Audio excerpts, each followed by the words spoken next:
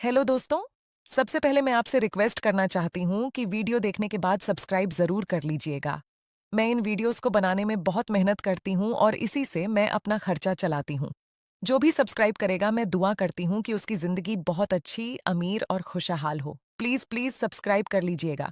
दोस्तों, आज की कहानी है एक ऐसे लड़के की जिसका नाम था राहुल। राहुल उत्तर प्रदेश के एक छोटे से गांव में रहता था। उसके पिता रामप्रसाद जी बीमार थे। सालों से उनकी कमर की दर्द ने उन्हें बिस्तर पर लिटा रखा था। घर में माँ लक्ष्मी और छोटी बहन प्रिया के साथ राहुल ही परिवार का सहारा था। गांव में खेती का काम बहुत कम हो गया था। सूखा पड़ने से फसलें सूख गई थीं। घर में अनाज का एक बोरा भी खत्म होने वाला था। राहुल रोज सुबह 5 बजे उठता। गांव के बाहर नदी किनारे जाकर मछली पकड़ने की कोशिश करता। कभी कभी 2-4 मछलियां मिल जातीं, उन्हें बेचकर कुछ रुपये लाता। माँ चूल्हे पर रोटी सेंकती और कहती, बेटा आज भी बस 2 रोटी ही हैं। प्रिया स्कूल के लिए भूखी जाती है। राहुल चुपचाप रोटी खाता और मन ही मन सोचता, मुझे कुछ करना होगा। पापा का इलाज भी करवाना है। प्रिया की पढ़ाई रुक गई तो उसका भविष्य क्या होगा। एक शाम जब राहुल नदी से लौटा तो घर में माहौल उदास था। पिता बिस्तर पर लेटे कराह रहे थे। डॉक्टर गांव आया था। उसने कहा, रामप्रसाद जी को शहर में ऑपरेशन की जरूरत है, वरना हालत और खराब हो जाएगी।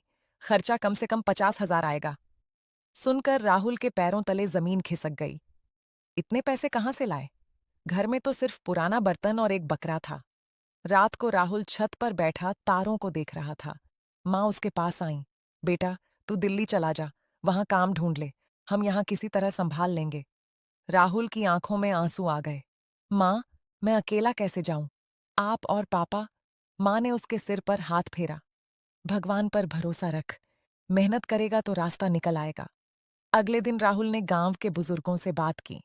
एक चाचा ने कहा, मेरा भतीजा दिल्ली में छोटी सी दुकान चलाता है। मैं तुझे उसका पता देता हूँ। बस ट्रेन पकड़ ले। राहुल ने थोड़े से रुपये उधार लिए, प्रिया को गले लगाया, पिता के पैर छुए और बस स्टैंड की ओर चल पड़ा। ट्रेन में बैठते समय उसका दिल भारी था। गांव छूटता जा रहा था, लेकिन उम्मीद की एक किरण भी साथ थी। दिल्ली पहुंचकर राहुल को धक्का लगा। इतनी भीड़, इतनी गर्मी और सब अजनबी। चाचा के दिए पते पर पहुंचा तो दुकानदार बोला, भाई, यहाँ तो जगह नहीं है, लेकिन पास की एक फैक्ट्री में मजदूर चाहिए, जाके पूछ। राहुल पैदल ही फैक्ट्री पहुंचा। मैनेजर ने देखा, ठीक है, रोज सुबह 8 बजे आना, काम 8 घंटे का, वेतन 8,500, रहने के लिए पीछे एक कमरा मिल जाएगा। राहुल खुश हो गया। कम से कम छत तो मिल गई। पहले दिन काम शुरू हुआ। मशीनों पर सामान पैक करना था। हाथ फट गए, पीठ दर्द करने लगी। शाम को कमरे में लौटकर वह थक कर गिर पड़ा। फोन पर माँ को कॉल किया।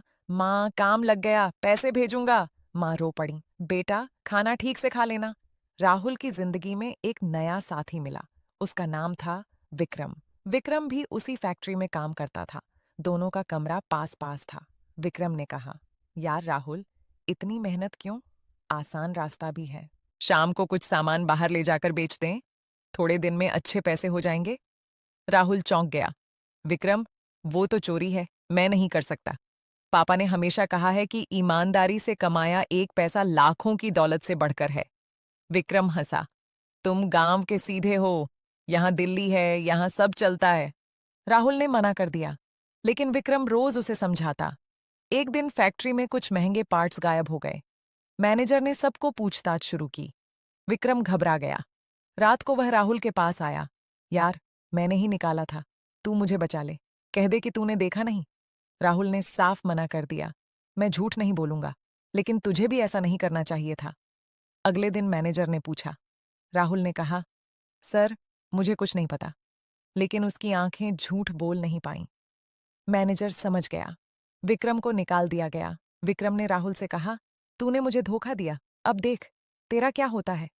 राहुल उदास हो गया। दोस्ती टूट गई, लेकिन उसका दिल शांत था। दिन बीतते गए। राहुल ने काम के साथ साथ रात को एक कोचिंग ज्वाइन की, कंप्यूटर कोर्स सीखने लगा। वेतन से आधा पैसे घर भेजता। प्रिया की फीस भर दी। पिता का इलाज के लिए 10,000 भेजे। माँ फोन पर कहती, बेटा तू वहां अकेला कैसे संभाल रहा है?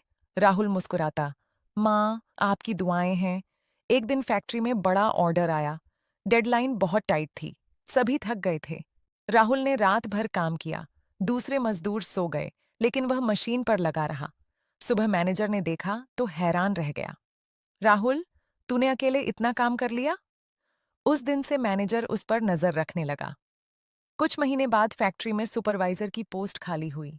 मैनेजर ने राहुल को बुलाया। तुम्हारी मेहनत और ईमानदारी मुझे पसंद आई, लेकिन सुपरवाइजर बनने के लिए थोड़ी पढ़ाई चाहिए। क्या तुम तैयार हो? राहुल ने हामी भर दी। उसने रात दिन पढ़ाई शुरू की। हाथों में छाले पड़ गए, आंखें लाल हो गईं, लेकिन हार नहीं मानी। इधर गांव में प्रिया बीमार हो गई। बुखार बहुत तेज था। माँ ने फोन किया, बेटा पैसे भेज, डॉक्टर कह रहे हैं अस्पताल ले जाना पड़ेगा। राहुल के पास उस वक्त सिर्फ 2,000 रुपए थे। उसका अपना खाना भी मुश्किल से चल रहा था, लेकिन उसने बिना सोचे पैसे भेज दिए। खुद 2 दिन सिर्फ चाय और ब्रेड पर गुजारा। फिर एक दिन बड़ा ट्विस्ट आया। फैक्ट्री के मालिक का बेटा दिल्ली आया। वह देख रहा था कि कौन सच्चा कर्मचारी है। उसने राहुल की पूरी कहानी सुनी। मालिक के बेटे ने कहा, राहुल, तुम जैसे लोग आजकल कम मिलते हैं। मैं तुम्हें दिल्ली के हमारे ऑफिस में जॉब देता हूँ। सैलरी 25,000 और तुम्हारे पिता का इलाज भी हमारा कंपनी खर्च करेगी। राहुल को यकीन नहीं हुआ, आंसू आ गए। सर, मैंने तो सिर्फ अपना फर्ज निभाया। मालिक के बेटे ने कहा, ईमानदारी और मेहनत कभी बेकार नहीं जाती। राहुल ने गांव फोन किया, माँ, पापा का ऑपरेशन करवा लो, मैं पैसे भेज रहा हूँ, और प्रिया को अच्छा स्कूल में डाल दो, मैं जल्दी आ रहा हूँ। माँ रोते हुए बोली, बेटा, तूने हमारा नाम रोशन कर दिया। कुछ दिनों बाद राहुल गांव लौटा। पूरे गांव में खुशी छा गई। पिता का ऑपरेशन सफल हुआ। वे अब चल फिर सकते थे। प्रिया स्कूल में टॉप करती थी। राहुल ने गांव में छोटी सी दुकान भी खोल दी। लोगों को कहता, भाई, मेहनत करो, गलत रास्ता कभी मत चुनो, भगवान सब देखता है। लेकिन कहानी यहीं खत्म नहीं होती। 1 साल बाद फिर मुसीबत आई।